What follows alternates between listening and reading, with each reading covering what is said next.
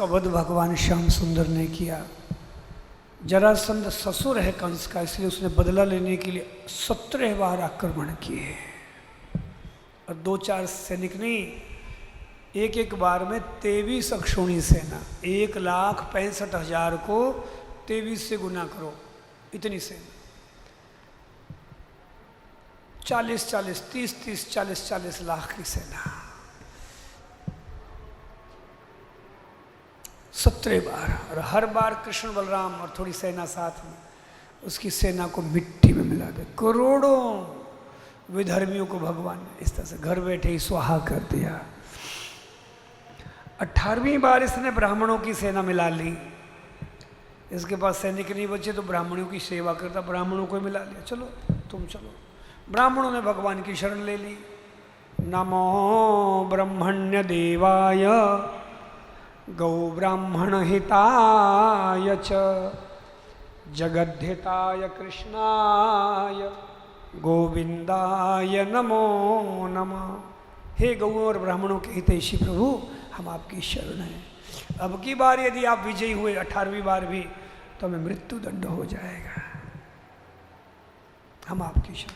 तब भगवान ने हारने का निश्चय किया। भक्तों के लिए समर्पित भगवान श्री कृष्ण अवतार है। राम और कृष्ण में यही फर्क है। राम नहीं हार सकते शत्रु के सामने, पीठ नहीं दिखा सकते, पर कन्हैया अगर भक्त है सामने उसके लिए रण भी छोड़ सकते हैं। इसलिए कृष्ण पूर्ण पुरुषोत्तम है, प्रेमी जनों के लिए पूर्ण समर्पित है। यदि अपनी ठकुराई भी जाती हो भक्त के लिए तो जाती रहे। अपना मान टले टल जाए, भक्त का मान न टलते देखा, प्रबल प्रेम के पाले पढ़कर। ये 2-3 गद्दे ना थोड़े इस तरफ सरका दो बहनों के लिए। ये टंकी पीछे कर दो, वाह।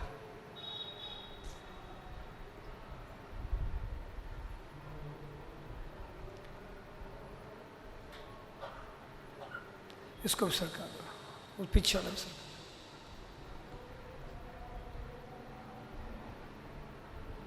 आराम से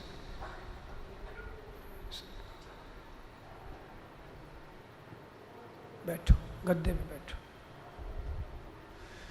हरिशरण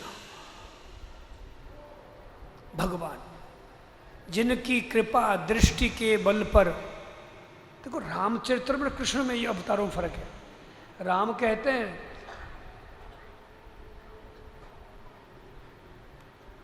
कालहु डरही न रण रघुवंशी, क्षत्रिय तनुधरी समर सकाना।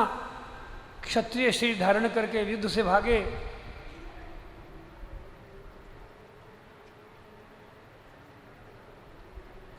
कुल कलंक ते ही पावराना। वो नीच है, कुल कलंकी है। पर श्री कृष्ण नहीं कहते ऐसा। अगर मेरे भक्त की रक्षा होती हो मेरे रण छोड़ने से तो मैं वो भी ले लूंगा।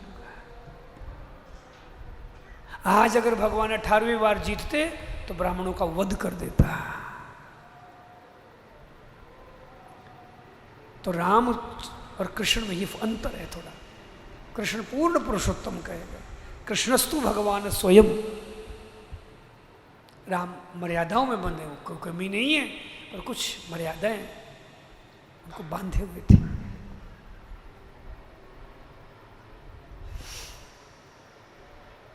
श्री कृष्ण भक्त के लिए रण छोड़ने को भी तैयार है। जिनके चरण कमल कमला के करतल से न निकलते देखा, उनको ब्रज की कुंज गलिन में कंटक पथ पर चलते देखा। अपना मान टले टल जाए, भक्त का मान न टलते देखा।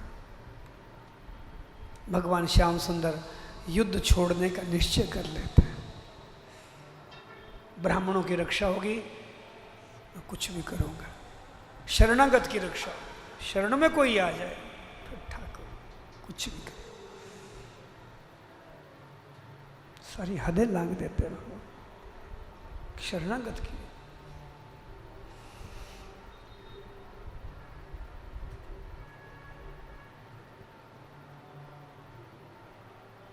जिनकी वक्र भ्रिकुटी के भय से सागर सप्त उबलते देखा, उनको मात जसोदा के भय से अश्रु बिंदु दीर्घ ढलते देखा। भय भी किसका? मैया का, जो खिलौना होती है बच्चे की। माँ तो खिलौना होती है, उस मैया के भय से भगवान झरझर रोने लग जाता है। प्रबल प्रेम के पाले पड़कर प्रभु जी को नियम बदलते देखा।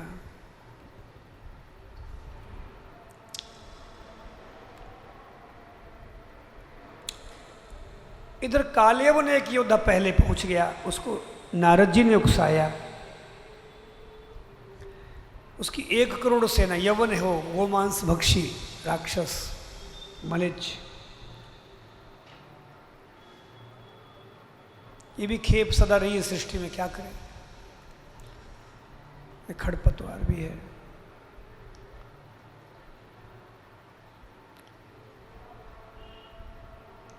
एक करोड़ इसकी सेना, इसको शंकर का वरदान है यदुवंशियों के लिए खास, सामने आए देखने मात्र से भस्म हो जाए। और नारद जी ने इनको उकसा दिया भगवान के विरुद्ध। भगवान भी यदुवंशी है, नारद जी भी कुछ तगड़ा कार्यक्रम करते रहे, देखते भगवान क्या करते हैं। भगवान भगवान है, कोई समस्या इनके सामने ठहरे नहीं। भगवान ने दाऊ भैया से कहा, भैया एक काम करते हैं, इसकी जो सेना है 1 करोड़ सेना, उसको वरदान नहीं है ऐसा कोई, तुम उसकी 1 करोड़ सेना का काम तमाम करो, और इस कालेवन को मैं देखता हूँ। ये राम और कृष्ण में यहाँ अंतर है। कृष्ण कहीं कहीं माइंड गेम भी खेलते हैं, कन्हैया है ना, कहीं बुद्धि से भी लड़ते हैं। अब देखो कैसे माइंड गेम खेलते हैं कन्हैया, ये राम नहीं खेलते ऐसी गेम। ये फर्क है अवतार में। दोनों का लक्ष्य एक ही है, परित्राणाय साधूनाम विनाशाय च दुष्कृता। दोनों का एक ही लक्ष्य। तरीके थोड़े कन्हैया के समय के हिसाब से, कुछ चतुराइयाँ, कुछ बुद्धिमानी, कुछ बुद्धि बल से भी, क्योंकि कई बार शरीर बल बाध्य हो जाता है, इसलिए बुद्धि बल से। भगवान उसके सामने तिरछे खड़े हो गए, सामने आवे तो जले, तिरछे नहीं जलते। वरदान का हिसाब है, कानून कानून ही है। थोड़ा हेर फेर कर दो तो कानून धरा रह जाए। तो कन्हैया तिरछे खड़े हो गए, या सामने जरा कालेवन है, भगवान यूं खड़े हो गए, ऐसे नहीं। शंख फूंका, उसने अच्छी तरह से पहचाना, और तब भगवान उसके सामने भाग गए। उसको लगा ये डर गया, कि पीछे पीछे कालेवन भागता है, अब पकड़ा तब पकड़ा, ये सी पास में। तो भगवान उनकी इच्छा के बिना कौन पकड़ पाए उनको। आगे गुफा में घुस गए, भगवान जानते इस गुफा में क्या चल रहा है। एक मुचकुंद राजा सो रहे थे, उनको कभी देवताओं ने वरदान दिया था कि तुम वहाँ सो जाओ, और तुम्हें कोई कच्ची नींद में जगाएगा, तुम्हारे देखने से ही भस्म हो जाएगा। ठाकुर जी ने यहाँ दोनों तारे बिड़ा दी, नेगेटिव पॉजिटिव। उस मुचकुंद के ऊपर बड़ी चतुराई से अपना पितंबर उड़ा दिया, और अंदर इधर गुफाएं बहुत थी, उसमें छिप गए। कालेवन आया, उसने देखा कि कृष्ण सो रहा है, कालिया सो रहा है। ठाकुर ऐसा गच्चा लगाते हैं, माइंड गेम खेलते हैं। ये रामलला नहीं करते ऐसा कार्यक्रम, कन्हैया करते। और ज्यों ठोकर मारी, उठ कालिया उठ। एक कालिया नहीं, इसका काल था। मुचकुंद की नींद टूटी, चादर हटाकर ज्यों सामने देखा, त्यों कालेवन धू धू करके जल के राख की ढेरी हो गया।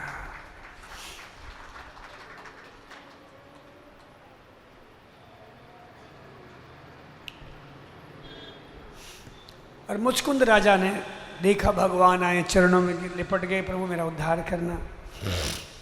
भगवान ने कहा मेरी इच्छा से कलिकाल में तुम पुनः जन्म लोगे, और ब्राह्मण कुल में मेरी भक्ति करके फिर मेरे धाम चले आओगे। संत कहते यही गुजरात के नागरकुल में, जूनागढ़ में नरसिंह मेहता हुए हैं, जिनका मायरा भगवान स्वयं लेकर के भरे हैं। आज नानी बाई का मायरा गाते हैं। आगे मई की 22, 23, 24 तारीख को फिर माहिरा रहेगा यहाँ 22 मई से। उधर हमारे मोहल्ला तो मुझे याद नहीं है?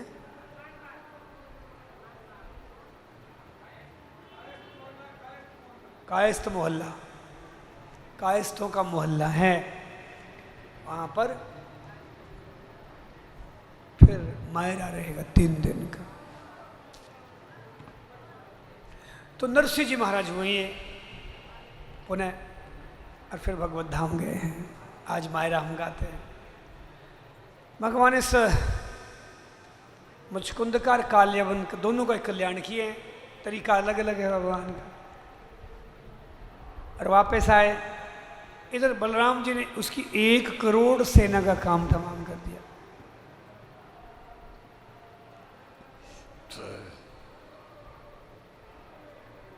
रही सही कसर श्याम सुंदर ने पूरी कर दी। भगवान बोले दाऊ भैया, बार बार के आक्रमण से मथुरा की प्रजा दुखी हो रही है, और जासु राज प्रिय प्रजा दुखारी, सो नृप अवस नरक अधिकारी। जिसके राज्य में प्रजा दुख पाती है वो राजा सीधा नरक में जाता है। मेरे कारण से आक्रमण पर आक्रमण हो रहे हैं, जरा सुन। तो क्या करें? बोले मैं अभी मथुरा की प्रजा को सुरक्षित ठिकाने लगाता हूँ। ठीक आधी रात में 3 घंटे में भगवान ने लीला की। ईश्वर देखिए, समुद्र में द्वीप प्रकट किया, विश्वकर्मा के द्वारा द्वीप निर्माण किया, और गरुड़ जी की पीठ पर सोई हुई आधी रात में मथुरा की प्रजा को एक खेप में लाद कर उस द्वीप में स्थानांतरित कर दिया, जिसका नाम पड़ा द्वारिका धाम की। वहां पहुंचा दिया। मथुरा खाली, थोड़ी सेना और भगवान कृष्ण बलराम। सुबह जरासंध ब्राह्मणों की सेना लेकर आया।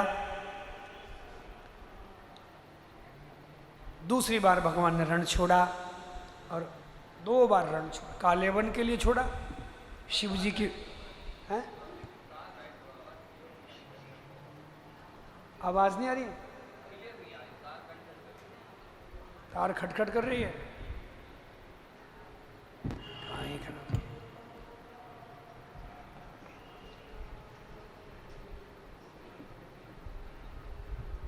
हरि शरणम। राधे राधे। जय सिया राम, जय श्री कृष्ण।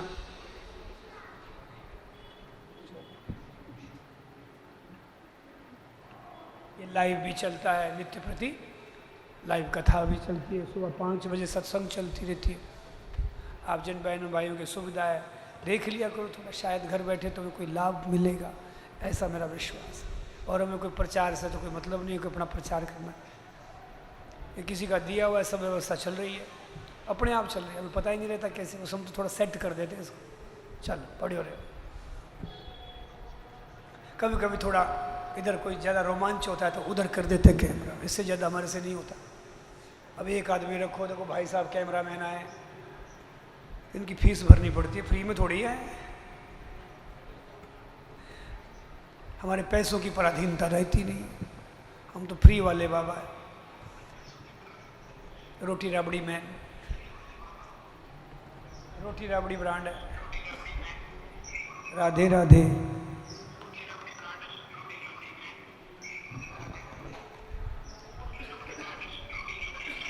राधे राधे।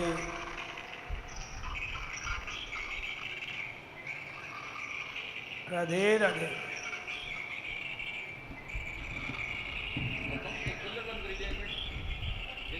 नहीं, कूलर का नहीं है।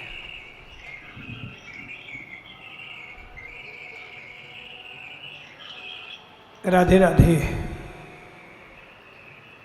जय सिया राम, जय सिया राम।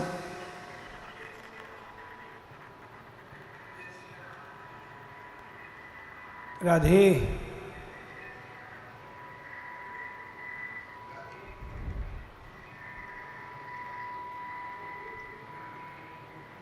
राधे राधे।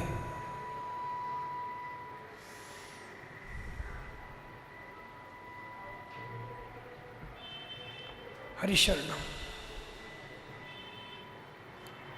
मशीन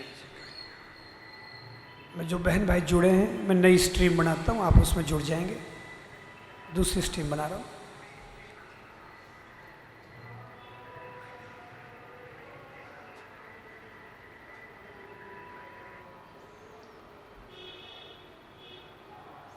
हरिशरणम हरिशरणम। गोविंद जय जय।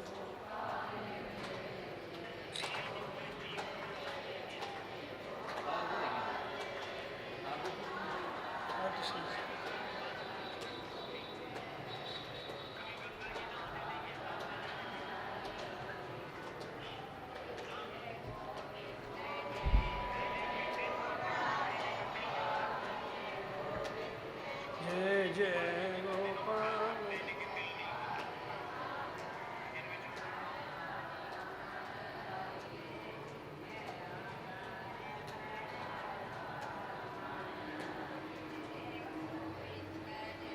गोविंद जय जय।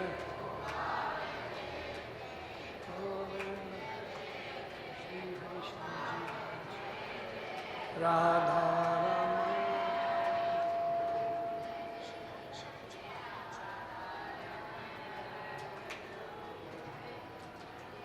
गोविंद जय।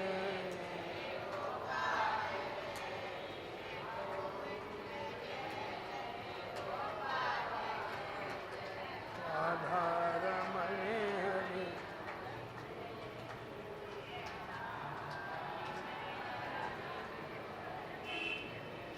गोविंद जय।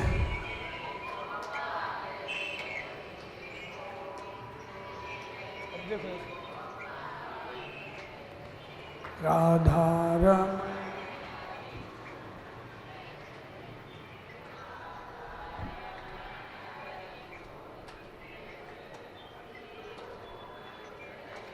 जय गोपाल जय जय गोपाल।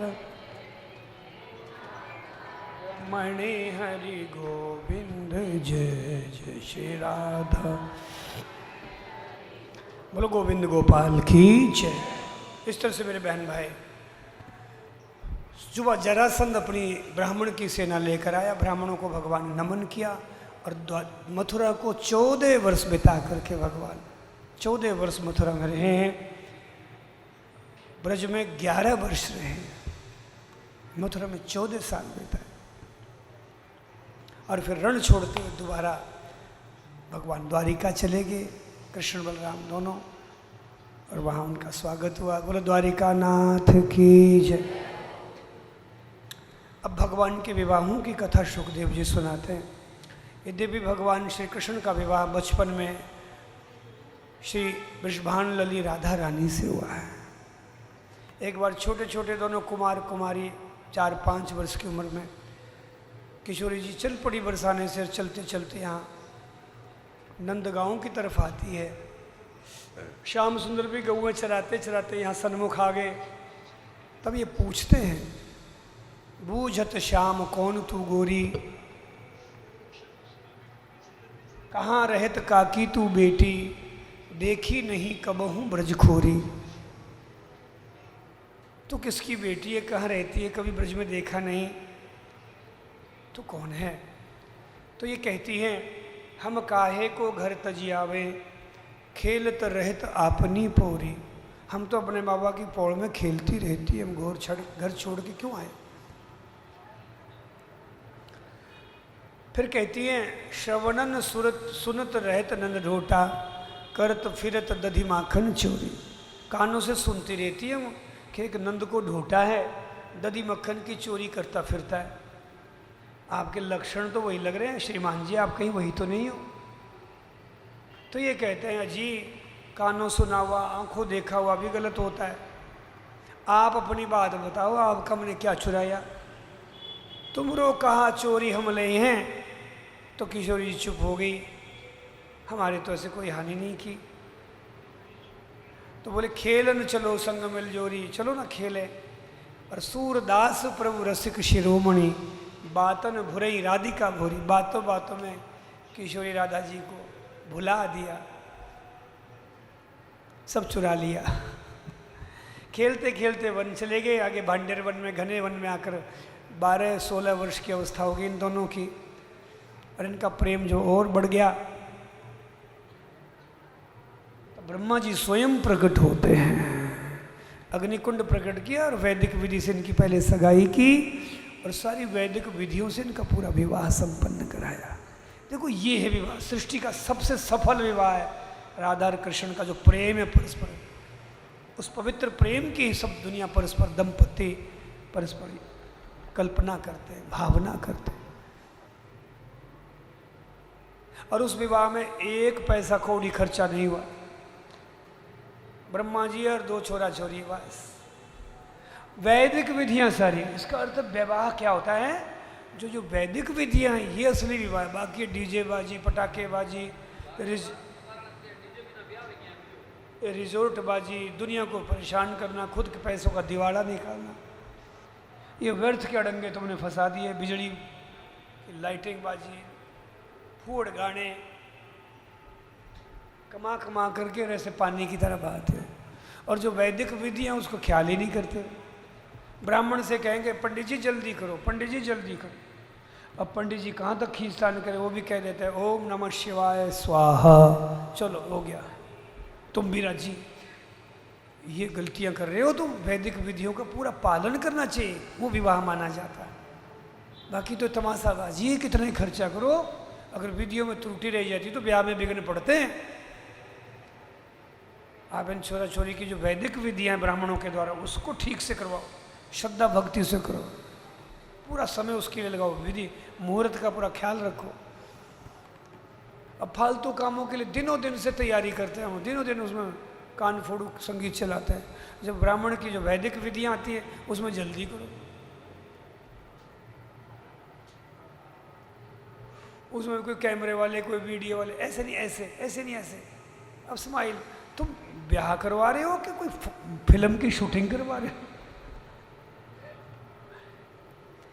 इसलिए इन बातों में ज़्यादा मत फंसो, और जो ब्राह्मणों के द्वारा जो प्रमाणिक विधि है उसका अच्छी तरह से पालन करो, व्यर्थ के खर्चे बंद करो।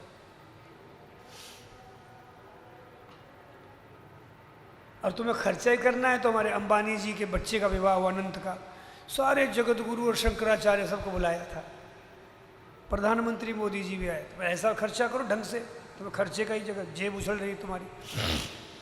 अच्छे अच्छे फिल्मी कलाकार आए थे, पर सब भगवान के भजन गाए। कोई डीजे कान फोड़ू फूड गाने, उल्टे पुल्टे गाने, ढिमचिक ढिमचिक, समझ में आवे नहीं कुछ, फालतू साउंड बम्ब है ये। कलेजा धक्का धक, दीवारें झन झन करती है। जिसको डीजे नहीं है वो साउंड बम्ब है ये, कच्चे दिल